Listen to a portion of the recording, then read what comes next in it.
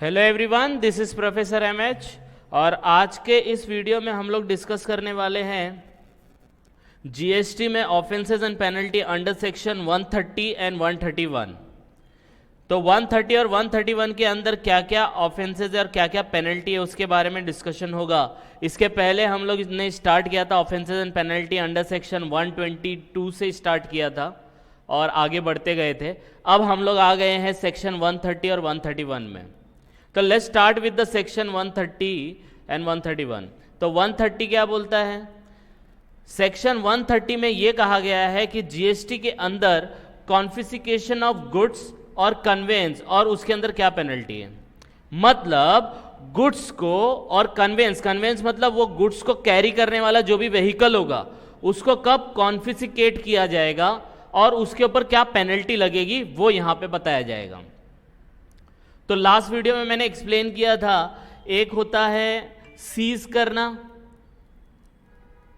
Right, एक होता है आप अपने अंडर में लेते हो और एक होता है कॉन्फिस्केशन।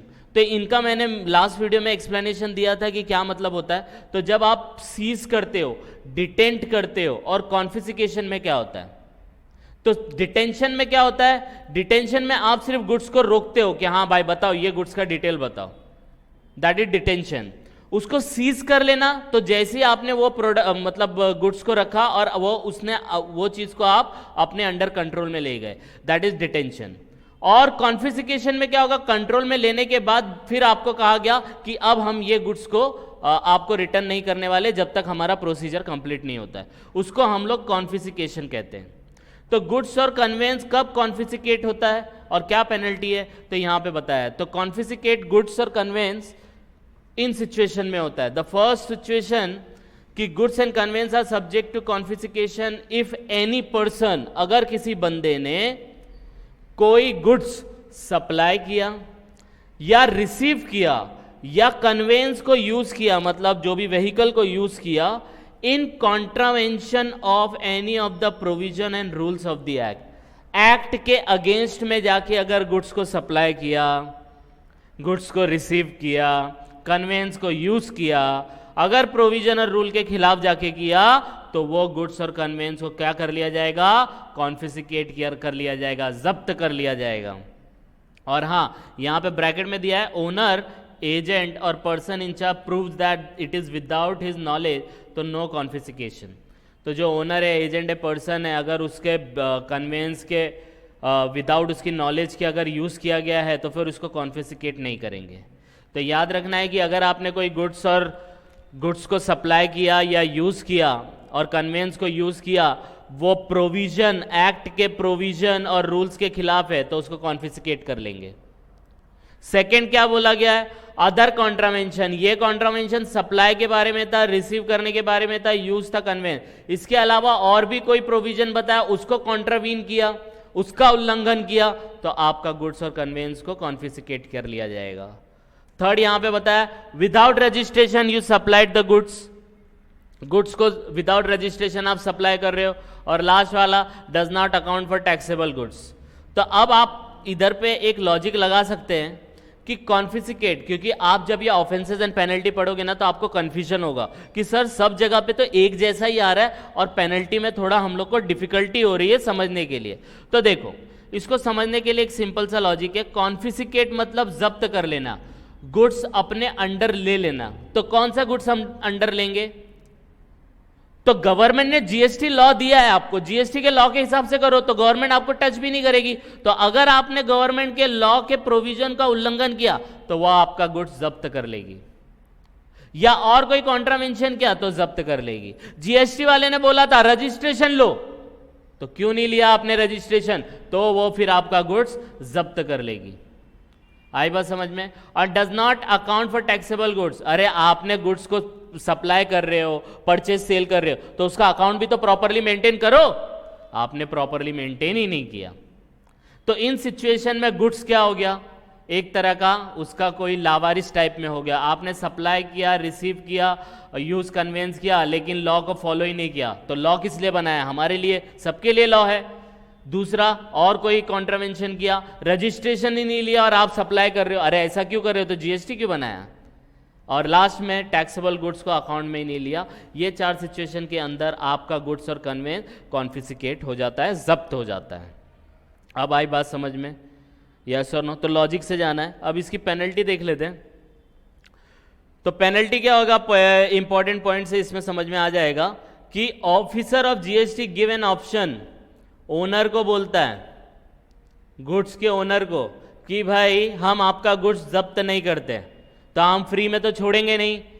तो ऑफिसर क्या बोलता है कि आपको फाइन भरना पड़ेगा। तो फाइन कितना, आपने गुड्स को अपोजिट लॉ के अगेंस्ट में आपने ट्रांसपोर्ट किया, बराबर है, तो हम क्या बोलेंगे, उसका मार्केट वैल्यू कितना है और उसके ऊपर टैक्स कितना, माइनस करके उतना फाइन भर दो, क्योंकि टैक्स तो आप भरने ही वाले हो या भर चुके होंगे। तो एक काम करो, मार्केट वैल्यू जितना है उतना और उसमें से टैक्स माइनस करो, जो भी आएगा वो आपकी फाइन पेनल्टी हो जाएगी और वो आपको पे करना है। या फाइन एंड पेनल्टी जो हम लोग ने अंडर सेक्शन 129, जिसमें ओनर आपके सामने खुद आता है या डज नॉट कम फॉरवर्ड, उतना तो एटलीस्ट आपका पेनल्टी होना ही चाहिए। हाँ, तो आई बात समझ में? तो आपको जीएसटी वाले ऑफिसर ने यह बोला है कि हम आपके गुड्स को कॉन्फिस्केट नहीं करेंगे, आपके गुड्स को कॉन्फिस्केट नहीं करेंगे अगर आपने मार्केट वैल्यू में से टैक्स माइनस करके फाइन भर दिया, या इतना फाइन तो भरा जो हम लोग ने 129 में देखा था। अब 129 में क्या था, अगर आपको याद होगा, ओनर सामने से आता तो पेनल्टी थोड़ा कम लगता है और ओनर सामने से नहीं आता तो पेनल्टी थोड़ा ज़्यादा लगता है, वो वाला। ये लास्ट वीडियो में मैंने एक्सप्लेन किया था, वो वीडियो अवेलेबल है, आप उसको ध्यान से देख सकते हो। तो ये कर सकता है। इसी तरीके से जीएसटी ऑफिसर ने ऑप्शन दिया कन्वेंस वाले को कि भाई ऑफिसर ने बोला है कि आपके कन्वेंस को, व्हीकल को हम जब्त नहीं करेंगे, लेकिन आप क्या काम करो, तो सामने वाले से क्या पेनल्टी मांगेगा वो, तो बता सकता है ना, गुड्स तो उसका नहीं है, बराबर है, गुड्स उसका नहीं है, उसकी तो गाड़ी है, तो गाड़ी उसने जब्त किया, तो जब्त नहीं करेंगे आपकी गाड़ी, तो कितना फाइन भरना पड़ेगा। तो उसने बोला आपके गुड्स, गाड़ी के अंदर जितना भी गुड्स है उसके ऊपर जितना भी टैक्स आता है वो फाइन भर दो। दोनों में डिफरेंस देखो, डिफरेंस क्या है, ये गुड्स का ओनर है तो गुड्स इसके अंडर है, तो वो बोला कि उसका मार्केट वैल्यू में से टैक्स माइनस करके दो। यहां पे ओनर गाड़ी वाला है, उसको गुड्स से मतलब नहीं है, तो इसने क्या बोला, वो गुड्स के ऊपर जितना भी टैक्स आएगा ना वो आप फाइन भर दो। आई बात समझ में? तो ये कॉन्फिस्केशन ऑफ गुड्स और कन्वेंस, क्या ओनर जो है गुड्स का और कन्वेंस का, उनको यह ऑप्शन दिया है कि हम आपके गुड्स को कॉन्फिस्केट नहीं करेंगे, कन्वेंस को कॉन्फिस्केट नहीं करेंगे, आपको इतना फाइन भरना पड़ेगा। और कुछ इंपॉर्टेंट पॉइंट है वो देख लेते हैं। आपको ऑर्डर कॉन्फिस्केट करने का ऑर्डर देने से पहले आपके बारे में सुनवाई होगी, मतलब डायरेक्टली गुड्स और कन्वेंस को कॉन्फिस्केट नहीं किया जाएगा। ऑफिसर बोलेगा हम लोग ये कॉन्फिस्केट कर रहे हैं, तो आपको बोला जाएगा कुछ बोलना है क्या, आपको बोलना है बोलो, अगर हम सेटिस्फाई हो गए तो हम छोड़ सकते हैं। तो आपको अपॉर्चुनिटी ऑफ बीइंग हर्ड भी देंगे कि भाई ऑर्डर पास करने से पहला।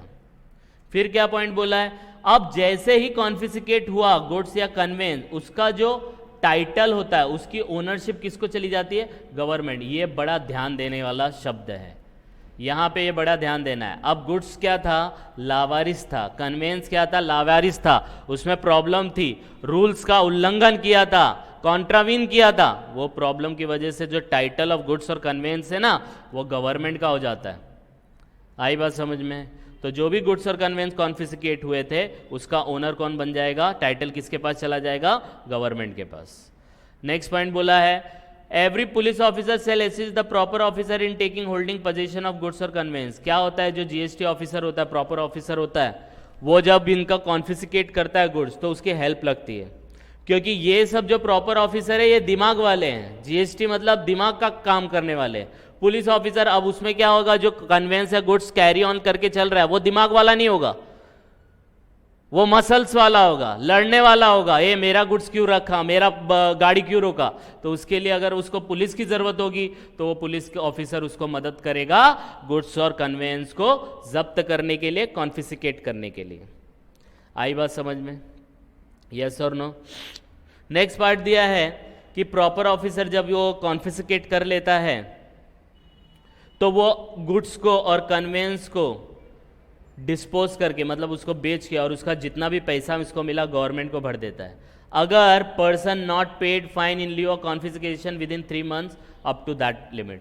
तो 3 कॉन्फिस्केशन करने के बाद 3 महीने के अंदर उसने फाइन भरा तो ठीक, नहीं भरा ना तो पीओ क्या करेगा, गुड्स को भी बेच देगा, गाड़ी को भी बेच देगा, और जो पैसा मिलेगा ना वो गवर्नमेंट को डिपॉजिट कर देगा। तो कितना टाइम तक वेट करेगा, 3 महीना। अरे 3 महीना बहुत होता है, 90 डेज होता है, तो 90 डेज वो 3 months तक वेट कर सकता है। अगर उससे पहले ही गुड्स क्या होगा, अगर पेरिशेबल होगा, सड़ने वाला होगा, तो वो 3 महीने से पहले भी उसको बेच सकता है। तो वो इंफॉर्मेशन उसको ऑर्डर में दे दी जाएगी कि आपको इतने टाइम तक भरना है। आई बात समझ में। लास्ट पार्ट बोला है, ये तो 30 के बारे में था। 131, ये जो 130 के अंदर जो भी पेनल्टी लग रही है, जो भी कॉन्फिस्केशन हो रहा है, that is in addition with other punishment. मतलब उसके ऊपर अगर और कोई पनिशमेंट लग रहा है तो वो तो लगेगा ही लगेगा, साथ ही साथ 130 भी लगेगा। तो ये ऐसा नहीं है कि कॉन्फिस्केशन और पेनल्टी लग गया तो और कोई पेनल्टी नहीं लगेगा, उसके ऊपर अगर और कोई पेनल्टी भी आ रही तो वो भी लगेगा, प्लस ये भी लगेगा। तो 31 में सिर्फ ये कितना ही है। तो समझ में आई बात। तो फिर से एक बार रिवाइज कर लेते 2 मिनट के अंदर। हम लोग ने क्या सीखा आज, हम लोग ने ये देखा कि अगर गुड्स और कन्वेंस ट्रांसपोर्ट करता है तो वो कॉन्फिस्केट हो सकता है अगर वो गुड्स सप्लाई या रिसीव किया या कन्वेंस यूज किया against the provision and rules of the act, या विदाउट रजिस्ट्रेशन अगर आपने सप्लाई किया, या does not take into account of taxable goods, तो कॉन्फिस्केट हो जाएगा। और कॉन्फिस्केट हो गया तो ओनर ऑफ गुड्स के लिए अदर ऑप्शन है और ओनर ऑफ कन्वेंस के लिए अदर ऑप्शन है। क्या ऑप्शन है उसका लॉजिक हम लोग ने देखा कि भाई अगर ओनर ऑफ गुड्स है तो वो गुड्स के ऊपर ध्यान देगा, तो उसका मार्केट वैल्यू में से टैक्स माइनस करने का, और उसकी पेनल्टी 129 में जो हम लोग ने देखा था उससे ज़्यादा, मतलब उतनी तो होनी चाहिए। और कन्वेंस वालों को बोला था कि उसको तो गुड्स से मतलब ही नहीं है, उसको तो अपने गाड़ी से मतलब है, तो गाड़ी से जो उसको मतलब है तो वो गाड़ी के लिए सिर्फ क्या देखेगा, जो गुड्स गाड़ी में ट्रांसपोर्ट हो रहा है उसके ऊपर जितना टैक्स पेएबल है उतना फाइन पे करेगा। आई बात समझ में, यस और नो। तो this is all about the section 130 and 131। आगे आने वाले वीडियो में भी हम लोग आगे का देखेंगे। बाय द टाइम आप इसको गो थ्रू करो, कुछ डाउट आएगा तो please comment, and please like and subscribe for more videos. Thank you.